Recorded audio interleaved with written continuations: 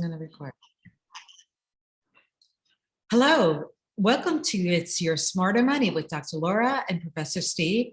Here today to talk to you about volatility and how volatility can actually destroy wealth. There seems to be almost two extremes when it comes to investing. We have people who react very strongly the minute the market starts turning down.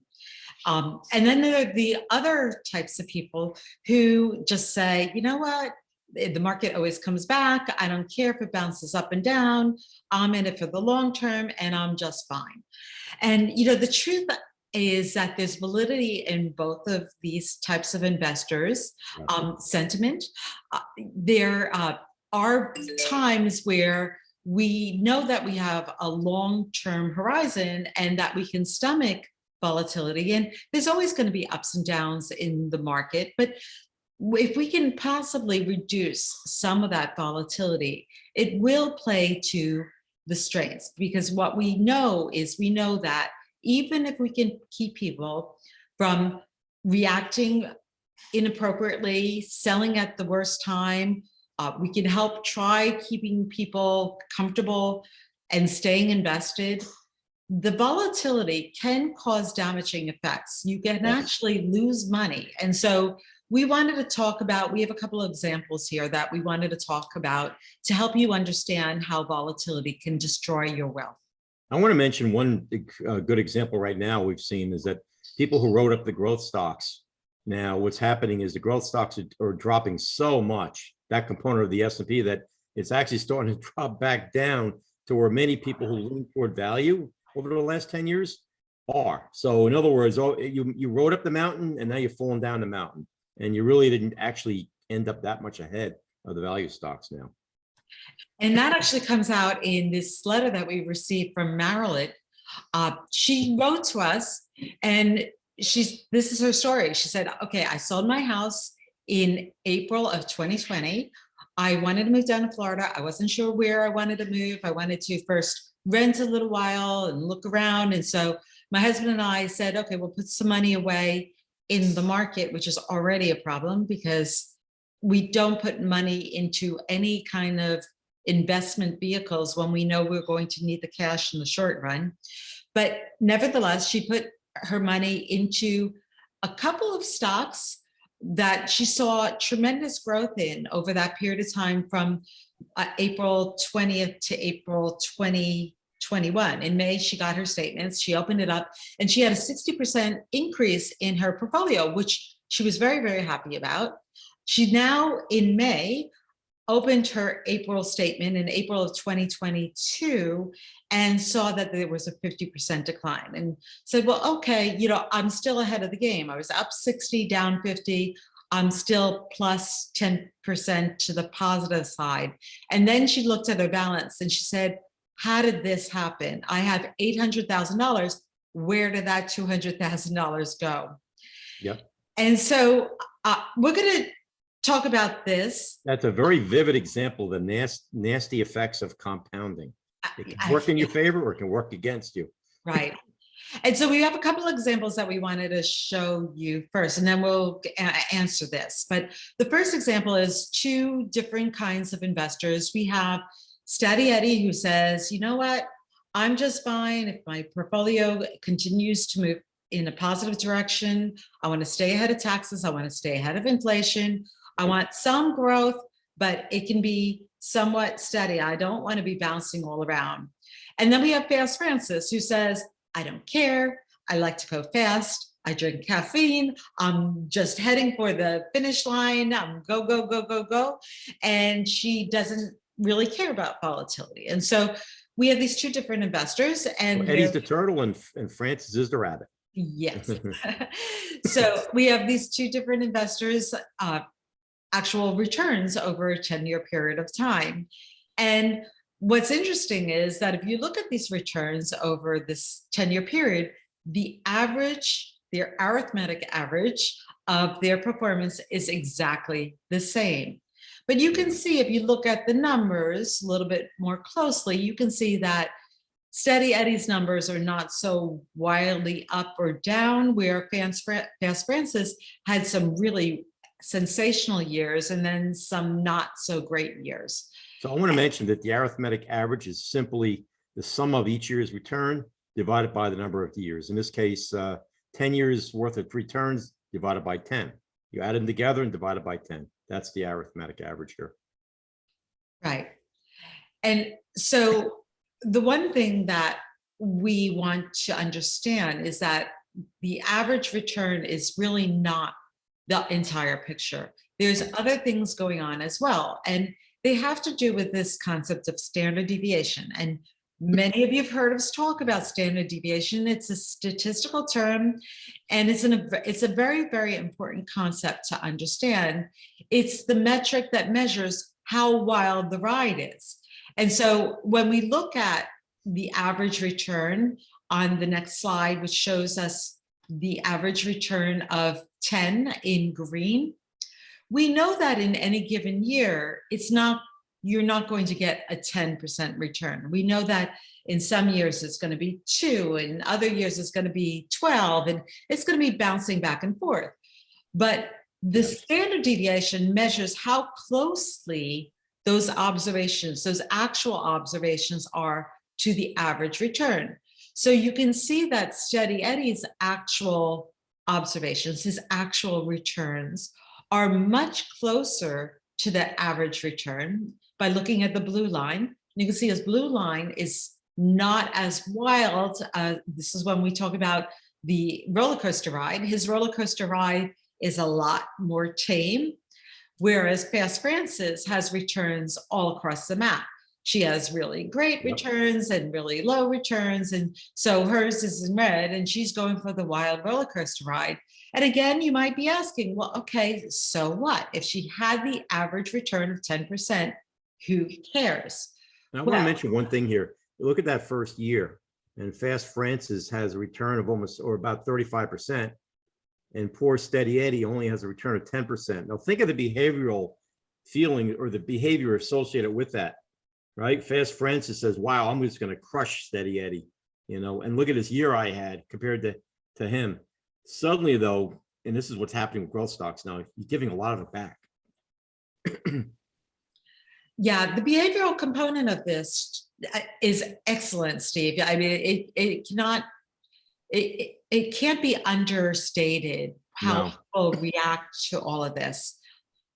And then what happens oftentimes is that even Fast Frances being on this roller coaster and being told that she needs to stay in her seat, when she starts seeing these very low dips, does she stay in her seat? Yeah, at what point does she sell during one of these declines? Capitulate, that's the term they use, right, in the market. Right. Yeah. Yep. So there's the behavioral component of, first of all, it's not good for our psyche. It doesn't feel good. Secondly, doing the bad, selling at the worst time. But what Fast Frances doesn't realize is that she's actually given up some return over the long. But you have a feeling of euphoria in that year when you're in 35%. The next year you're down in the dumps. So your emotions are swinging back and forth like your return. Right.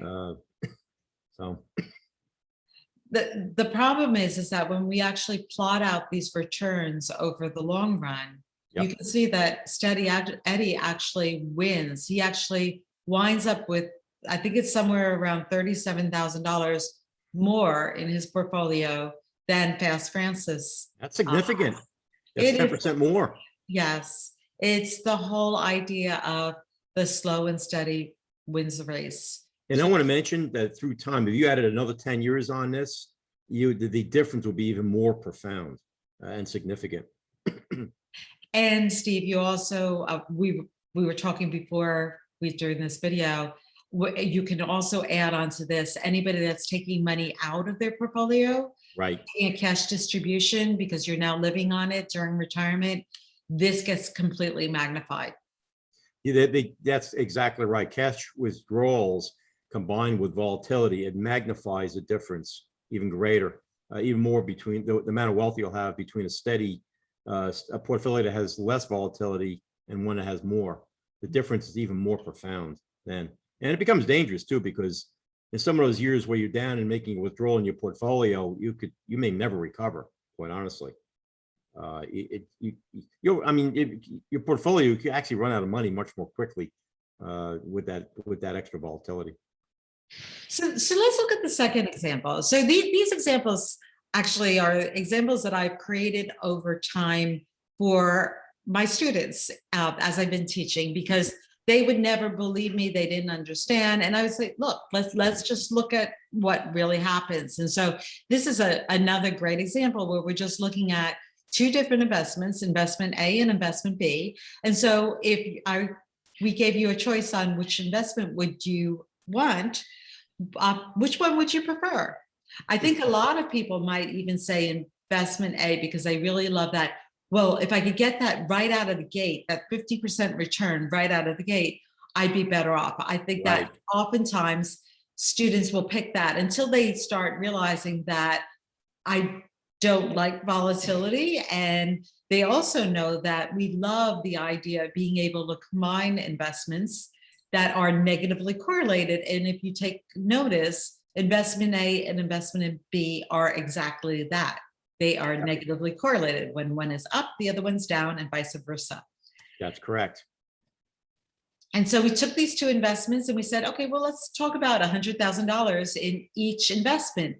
The A portfolio, and the B portfolio, and then the combination portfolio of A and B together. And it's 50-50, half of each. Yep. And so looking at the A portfolio, Steve, if you could click the button, sure. You'll be able to show that you'll wind up in that portfolio with a 12% average return. So the highest average return, you'll wind up with $111,000. In the B portfolio, which has a much lower average return, you actually wind up with more money because it's not as volatile. You actually wind up with $117,000. So you're better off in B with a lower average return than A with the higher average return. But and the reason why this works this way, by the way, is that you have to multiply your return from year to year. You have to take the amount of money end up at end of year one and multiply it by the return for that second year. And that's the result. So in other words, you're not really experiencing the average. You're experiencing that multiplication, which is the compounding effect. And so the combined portfolio AB winds up with the most amount of money, the $122,000. So clearly that whole combination of using negatively correlated assets is really what matters. And this average return is not so much what matters. So many times people look at performances. If you look at a prospectus and you'll see the return of a stock or a mutual fund over time, and you'll see year one, year two, year three, year four, year five, and people will just assume certain things from those individual returns, but they don't do the calculation of what Steve's talking about, which is applying the multiple. It actually gets a little bit more complicated where the actual, it's called geometric mean, and it's calculating the multiplying all the returns and then taking the square root to the n, however many years are involved, and that way you can actually calculate the geometric mean. And by the way, the difference between that average and the compounded rate of return, there's actually a formula that you can use to look at what the difference really is. Now, the geometric rate of return is always going to be less than the average unless there's no volatility. Okay, they're equal, there's no volatility. But as soon as you have some volatility, the greater the volatility, the greater the difference between the arithmetic and the geometric. And as I said, there is actually an equation to help you determine what the difference is based on how volatile the portfolio is, the volatility measured in terms of standard deviation. We're actually talking about some things that we use behind the scenes when we show you, for example, the Monte Carlo projections, probability analysis, and we show you all those types of end user type of presentations. The calculations that we're doing behind the scenes is incorporating all this math. And I want to mention one thing, the original modern portfolio theory, Dr. Markowitz, who was the fellow who developed MPT, he used our average rates of return because the assumption was that each year you would redo the combination of investments and recalculate what it should be. We actually use geometric in our software. We don't use average. Yes, well, modern portfolio theory was created 70 years ago, and Yep. over the 70 years, there have been many, many economists who have won Nobel Prizes, who have added to the complexity and to the detail and have been refining the science. Yep. So the initial science had great ideas to them, It but did. they have been improved over time. And even the past 20 years, some of the mathematical and statistical tools that have come out have been fabulous in terms of adding additional knowledge to the overall science. And one of them, as Steve is mentioning, is the idea between using arithmetic mean or geometric mean, which sounds so simple. However, I don't know how many advisors really understand. They I was understand going to bring that up. they don't actually apply the newer science in their calculations. And No, this is why they still struggle with being able to validate that it's working for them. that's correct. Yep. So let's go back to Marilyn's question here. And, I don't blame her for being a little bit in shock when she saw such a tremendous Yeah. return initially, and then seeing the decline and feeling like she's somehow lost money, somehow it's just gone through the sieve. But based upon what Steve and I just told you, and we can actually go to the next slide to show you the difference between the two calculations.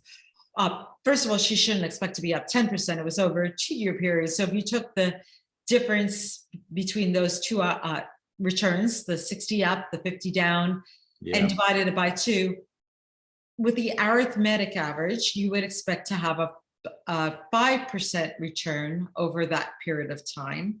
However, if you took the geometric calculation, it actually does show that you have a negative 10.5% over that 2-year period of time. That's correct. And that's what she experienced, is she experienced that compounding effect to the drawdown. Oftentimes when we don't use mathematical terms, somebody, and I don't remember who came up with the term, we use the term volatility drag, which is the pull down of the decline. That's correct. Yes. Yeah. Risk drag or volatility drag. Exactly right. Yeah. A lot of people are experiencing that now with some of those high flying growth stocks that they were investing in, including one mutual fund whose name I won't mention is down about 50% this year. It was one of those thematic funds. And I'm sure it was up an enormous amount over the last 2 or 3 years, but now it's probably giving much of it back, if not all of it. And I'm afraid that a lot of people, while they see the decline, they don't fully recognize how damaging this is. Yes. Because they think that they're just going to turn back up again. And Yeah. they don't understand that this volatility is actually creating problems. So the idea that when somebody comes into our office and says, I'm aggressive, we're still dialing down that overall volatility. We're still looking at Yep. how can we participate in a lot of the upside of growth while keeping that standard deviation and some other risk parameters that we use, keeping them as low as possible so that you don't experience this. I want to mention this leads to another behavioral issue, is that now Marilyn's case, in the typical human being, we're all like this. Suddenly now you're down to 800,000. You say, well, gee, at one point it was up to 1.6. I want to keep these stocks or these investments until I recover. And the problem is it could be years. And so rather than admit, well, gee, I really don't have that money any longer. I'm down 200,000. Maybe I should just sell it, move on, take the loss and move on to something a lot more stable that will hopefully allow me to recover the money I originally had. They may stick with those investments, and they could take years and they may never recover, quite honestly. Part of the reason why they came down so hard is because they were overvalued. They were not, their That's right. valuation and the Yes. actual price of stock got so separated and corrupts that it had to be corrected, and it's not necessarily going to come back up. So it's much, No. much better always to get yourself, even when you think that there might be opportunity to have growth, to get off of that train and to get on a train that is much more consistent and has a real strategy behind it. That's correct. Yep. So again, as always, we are available to talk to you more about your particular situation, your particular portfolio. Please feel free to contact us anytime you'd like. Allison has told me to make sure also, we never do this, Steve, to tell everybody to like her videos and to subscribe, because Please do. Steve and I are not so attuned to all these things, but it would be very, very helpful. It would get this video in front of more people, and hopefully, hopefully other people will find this content valuable. So thank you, and we'll see you soon.